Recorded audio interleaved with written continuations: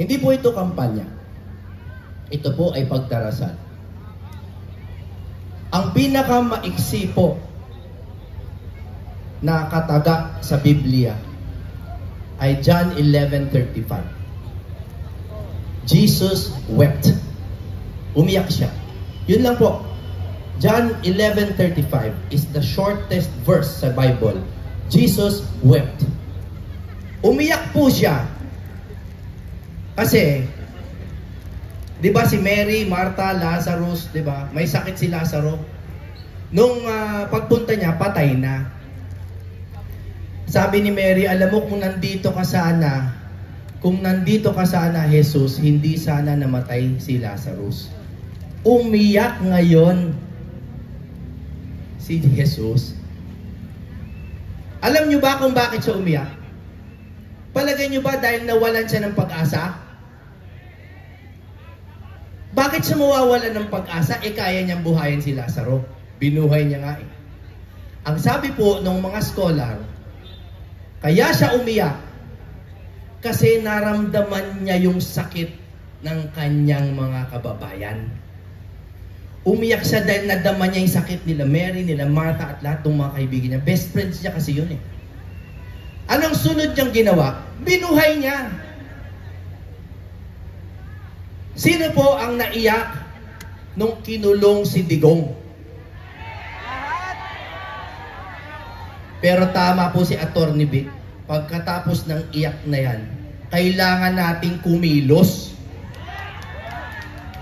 sa legal at mapayapang paraan.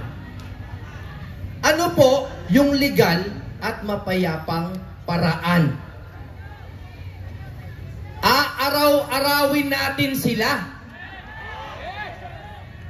Isigaw nyo sa internet, sa ICC, sa ating sariling pamahalaan, bring him home! Bring him home! Bakit po? Bakit bring? Bakit po bring? Bakit hindi send?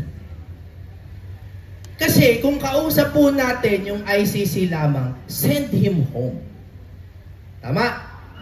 Send him home. Kung sa English lang na proper. No?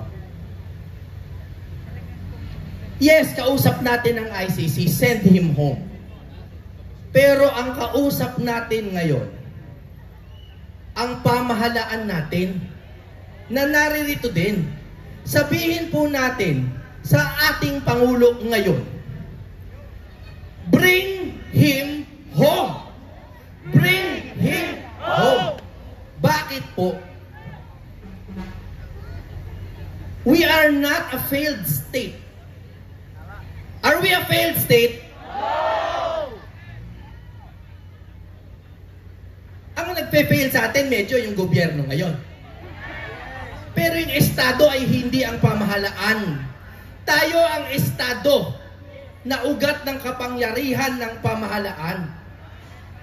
So, bago ako magtapos, dahil kumanta na ako eh, kaya maiksi lang yung panahon ng aking pagsasalita.